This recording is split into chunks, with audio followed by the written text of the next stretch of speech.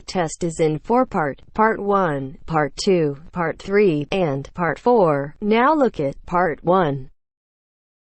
Part 1. You are going to hear a conversation between Don and a rental agent. He hopes that his apartment problems can be solved. First, you have some time to look at questions 1 to 6.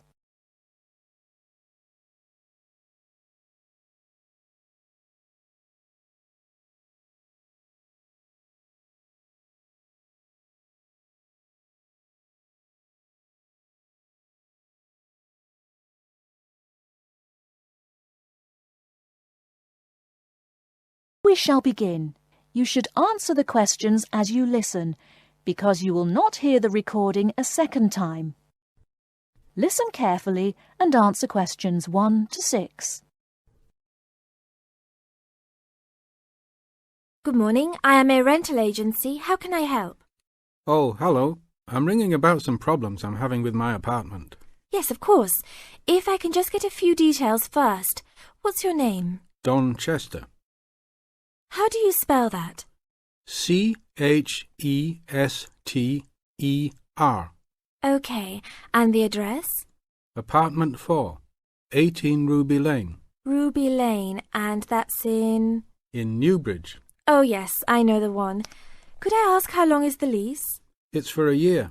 And you moved in on? Last week, on 24th May. Good, thanks. Now, what are the problems you found? Well, nothing too serious, you know, but a few things that have been building up over a few days. Yes, of course. Well, the first thing is the fridge. The seal on the door is decayed, and we have a small child and need to keep milk cool, so we need to get that done straight away. Okay, that's the fridge for immediate repair. And then there's a little problem with the gas water heater. Uh-huh. The switch is broken. Right. It's not serious and we can still use it. But if you can send somebody over in the next couple of weeks or so, that'd be great. Okay, I've got that. Then we're worried about the front windows. Are they broken? No, but there are no blinds on them. And you know, with privacy these days. And when would you like those done? Oh, it's not really urgent. But there are only thin curtains on the windows, and people are walking past. Yes, we'll have those done for you by next week, don't worry.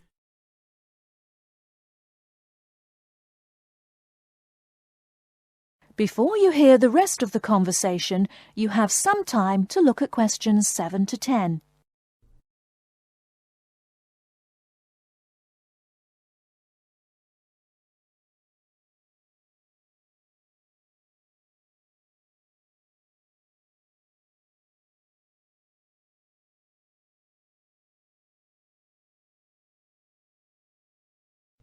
Now listen and answer questions 7 to 10.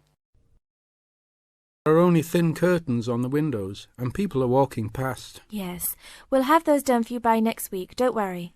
And then there's the front door lock. It's getting quite annoying.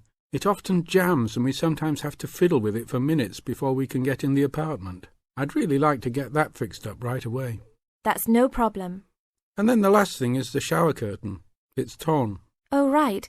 We can get a new one and have it to you in the next week, if that's all right with you. Yes, that's okay. Anything else? No, that's all. Okay, fine. What we'll do now is get someone over to you this afternoon if you're home. Well, I'll be out for a short while. Okay. Tell us your preferred times. Well, the best time is about 2 o'clock. I'd have to check that with him. And if he can't get there then, what would be your second preference? Oh, any time up to 6 p.m. would be fine. Okay, I've got that. Great. Thanks very much. That's fine. Thank you for calling. Goodbye. Goodbye. That is the end of Part 1. You now have half a minute to check your answers.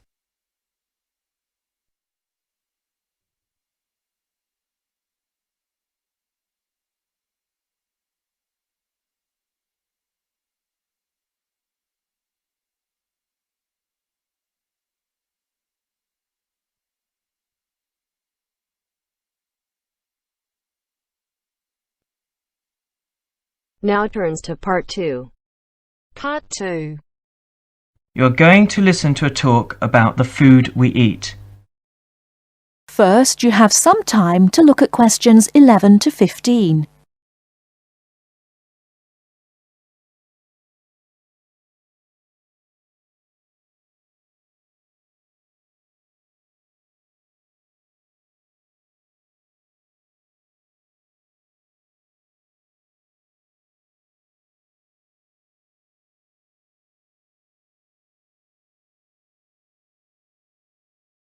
Now, listen carefully and answer questions 11 to 15.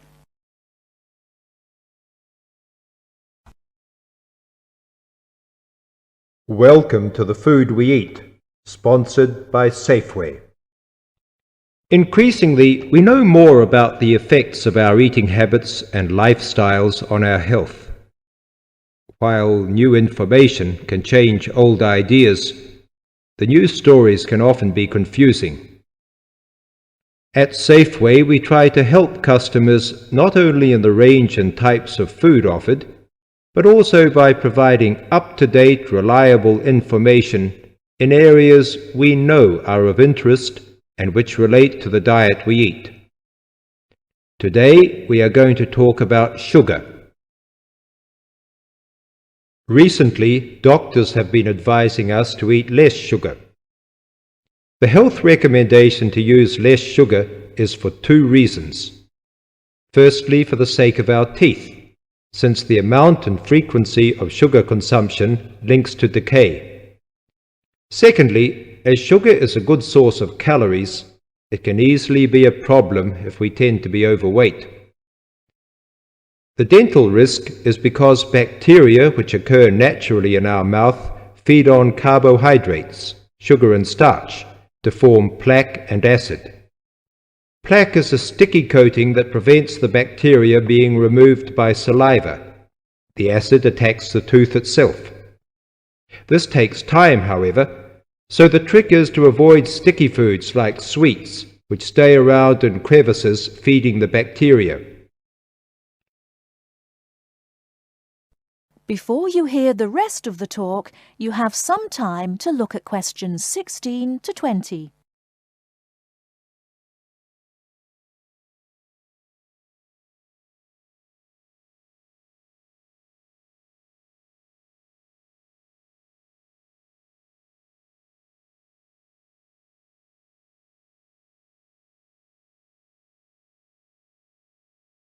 Now listen and answer questions 16 to 20. Regular brushing, preferably with a fluoride toothpaste, helps remove particles and resist acid. The worst thing you can do is nibble sweet things between meals. It puts your teeth under constant attack. A sweet tooth develops gradually, and you might be surprised at how you can steadily unlearn the taste, taking in fewer calories and saving your teeth. Here's some ways. A. Gradually cut down the sugar in tea and coffee till you can stop altogether or switch to sweeteners. B. Choose snacks with a lower sugar content. Fresh fruit, raw vegetables, crackers, milk or low-fat natural yogurt. Remember, some fruits like raisins have lots of sugar.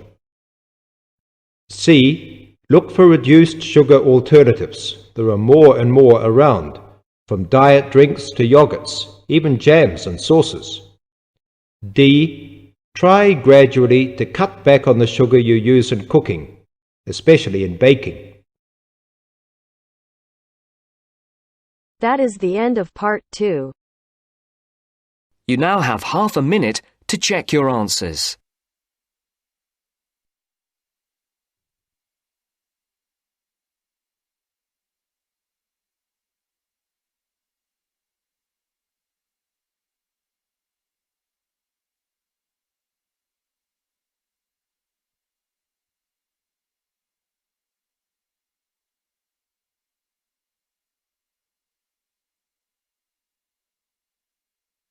Now turns to part 3. Part 3. you will hear a conversation between Helen and her tutor. First, you have some time to look at questions 21 to 25.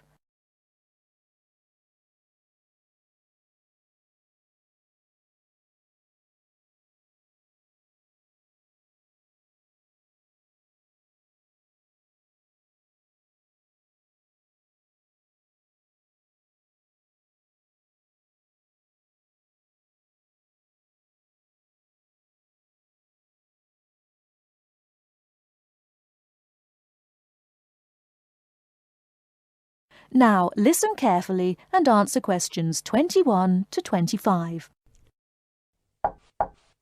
Come in. Ah, it's you, Helen. What can I do for you? Well, it's about that essay on non-verbal communication. I'd like a bit of advice, if that's all right. By all means. That's what I'm here for. How can I help you? It's about that survey you asked us to carry out about body language. Oh, yes. I asked you to investigate what sort of touching is permissible between friends of the same sex and friends of the opposite sex. That's it. And then you wanted us to go on to compare the answers we obtained from people from our own culture with the answers of people from other cultures. Well, that shouldn't be too difficult. There are students here from dozens of cultures, including Asia and the Middle East. Go and ask them. That's the problem. I'm not sure how to word the questions. Before you hear the rest of the talk, you have some time to look at questions 26 to 30.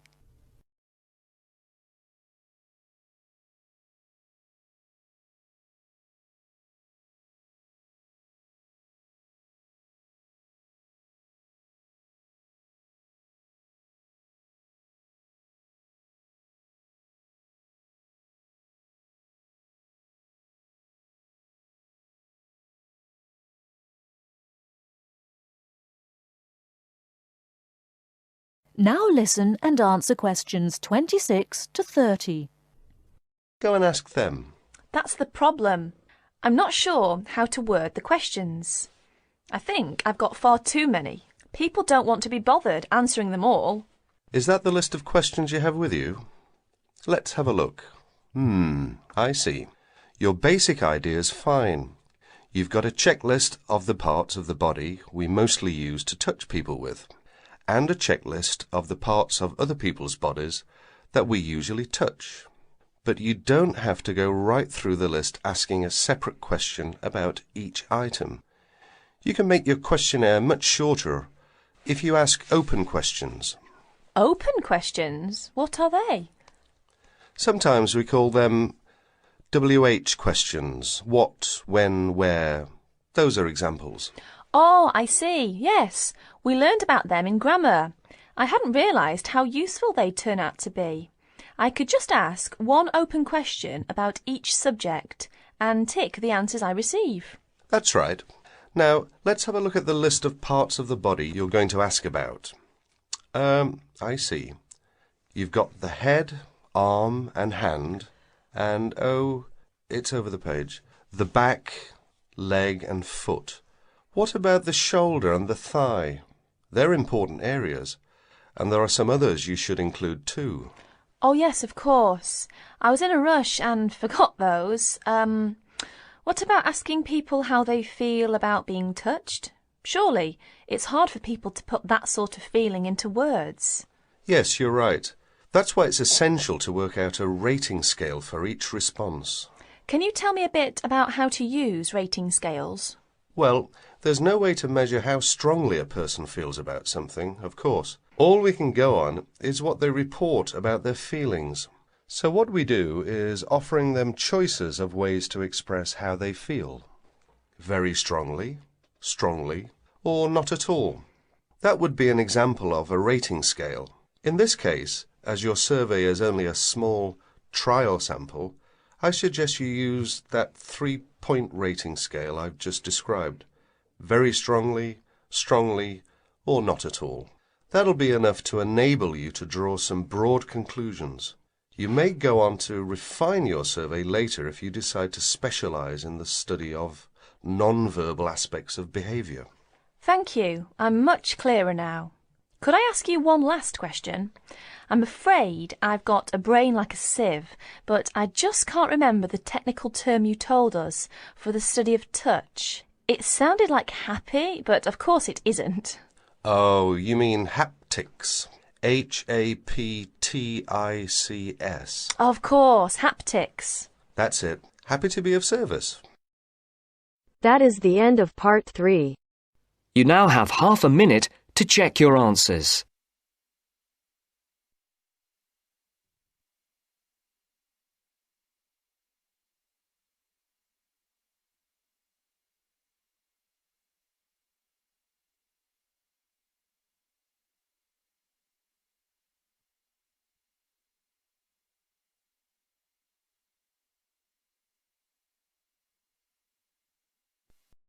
Now turns to part 4.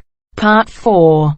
You'll hear an introduction about the tutorial courses of the physics school. First, you have some time to look at questions 31 to 40.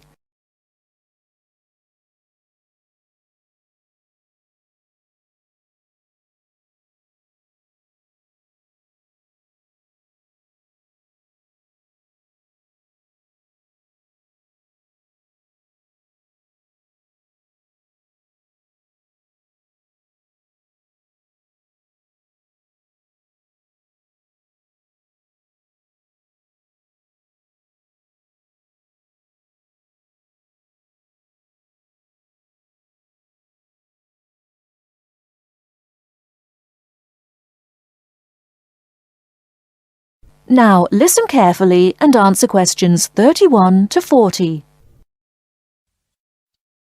Welcome to Orientation Week. This is the Physics School session, and we'll welcome Professor Smith, the head of the school, to introduce you to the tutorial system. Welcome, Professor Smith.